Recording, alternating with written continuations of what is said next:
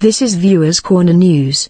Our news analysis today are on: the International Criminal Court in Hague has launched an investigation into alleged war crimes in Ukraine. The United States House of Representatives passes a bill ending regular trade relations with Russia and Belarus. The International Court of Justice has ordered Russia's military action in Ukraine to be halted. Stay with us.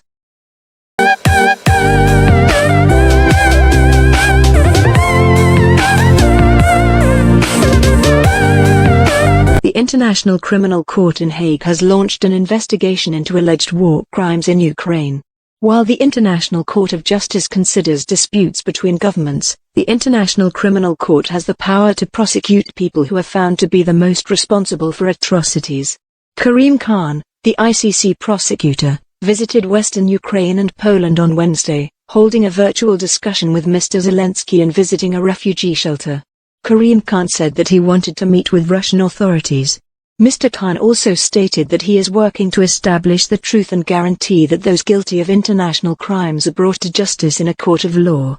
According to him, participants in hostilities must understand that wearing a uniform or carrying weapons does not exonerate them of accountability, but rather adds to their legal obligations.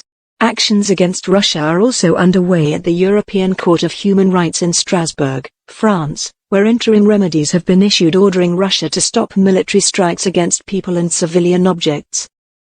The United States House of Representatives passes a bill ending regular trade relations with Russia and Belarus. The United States House of Representatives voted 424-8 to cease normal trade relations with Russia and Belarus, the latest attempt to destroy Russia's economy. Andy Biggs, Dan Bishop, Lauren Boebert, Matt Gaetz, Marjorie Taylor Greene, Glenn Grothman, Thomas Massie, and Chip Roy were the 8 Republicans who voted against the bill. The bill deprives Russia and Belarus of their permanent normal commercial relations status and gives President Joe Biden more authority by allowing him to levy taxes on their products. It also expands the Global Magnitsky Human Rights Accountability Act, allowing the Biden administration to impose additional sanctions on Russia and its allies. According to the bill's text, President Biden may impose sanctions on foreign persons who are responsible for or complicit in, or have directly or indirectly engaged in, serious human rights abuses.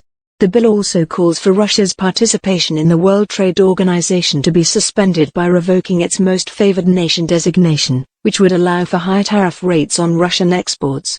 The bill is now being sent to the Senate, where Senate Majority Leader Chuck Schumer has promised to expedite its passage. The International Court of Justice has ordered Russia's military action in Ukraine to be halted. The International Court of Justice ordered Russia to halt military operations in Ukraine, issuing a preliminary but likely unenforceable order in Kyiv's lawsuit alleging that Russia justified its invasion under the false pretext of stopping a purported genocide in Ukraine's Russian-speaking Luhansk and Donetsk regions. The World Court, which is based in The Hague and is an organ of the United Nations, lacks autonomous enforcement powers, and Russia has already argued that the 15-member tribunal has jurisdiction over the dispute.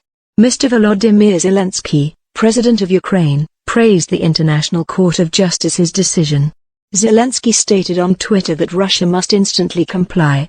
Ignoring the order will only further isolate Russia. However, the 13-2 judgment adds a legal dimension to the diplomatic censure and economic penalties that the Kremlin's invasion has prompted around the world.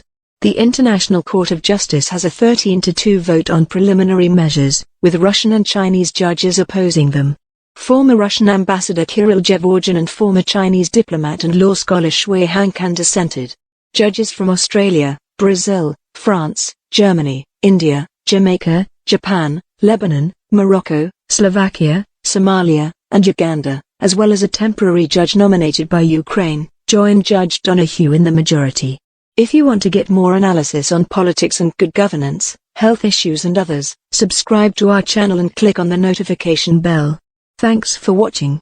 This is Viewers Corner News YouTube channel.